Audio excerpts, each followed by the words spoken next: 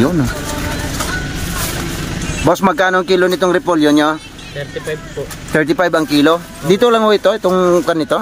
Po po yun doon, sa may palbog doon.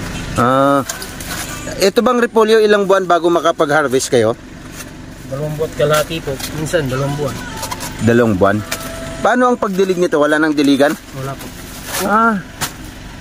Ini-spray lang. Spray lang? Saan man dadalhin itong mga repolyo nyo? Sa ano po, sa Cavite pare, BBI Cavite. Layo pa. May sasakyan ng kukuha rito. May pipick up po. May pipick up. Ano yan? Yung buyer? Opo. Galing oh. 35 lang ang kilo. Galing.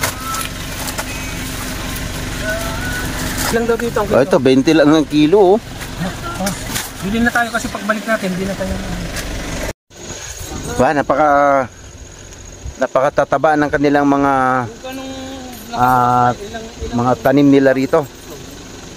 Kung makikita nyo sa aking likuran, sa ganitong lugar ay ang dami palang mga tanim. Dito nagmumula halos lahat ng gulay na mga itinitinda dyan sa atin sa Calamba. So sabi nung ating nakausap, maging sa Cavite ay dinadala itong kanilang mga gulay.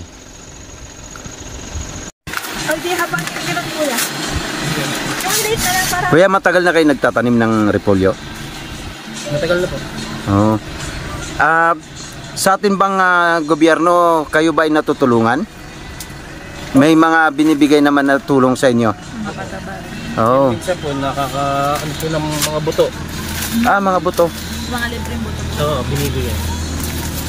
May mga training po ba kayo? Hindi sila para kasi na wala kayong pong paggamit sa nagpapaano po yung mga technician. Ay, mga technician. Sila yung pumupunta rito. Opo. Itong repolyo nyo, isang harvestan lang to? O may season din? Isang harvestan lang po ito. So sa 2 kalahati o 2 buwan, ito na yon. Opo. Ito na yung harvest nyo. So sa isang taon, nakakailang harvest kayo? Sa isang taon, nakakailang harvest? Ano po, ito po ay bali, nagtanim po kami ng kamatis. Sumunod, ito na po. Intercropping ang ginagawa nyo. Hindi po laging repolyo. Ano yung mga yan kuya? May mga order na yan? Gano'ng katagal nyo? Anin pa lang po yan. Dadalo pa lang po sa Cavite. Parang doon pa po nila ititinda. So ano to, may order na sa inyo kung ilang kilo ang kukunin? Ang pipick upin? Wala po. Kung ilan ang, basta pipick upin na lang nila kung ilan ang lumabas po. So sa isang plastic, 1 kilo.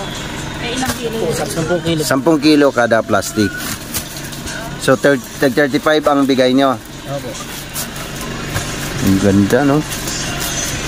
Pag-ino pala tayo na, tigigal ng piraso tayo. Kuya, yung pag-ano makano tigigal? Yung dalawa? Ilang kilo yung dalawa? Sa kilit kalahati lang po. Sige, di bali 8 piraso. Isamahin mo na sa plastic kaya? Oo. Hindi isang kalahati, di bali 8 isa. Anong piraso? Basta tigdalawa tayo. Tigigal kami.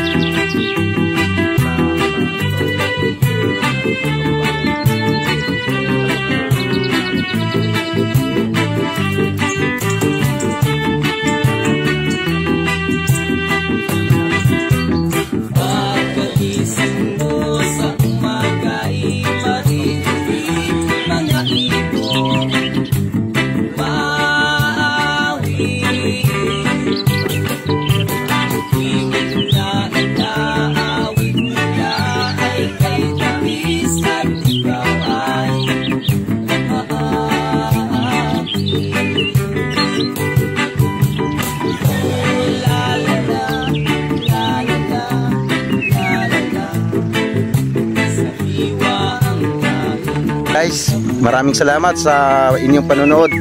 Paki-subscribe na rin po ng ating channel at paki-follow at like. Thank you po.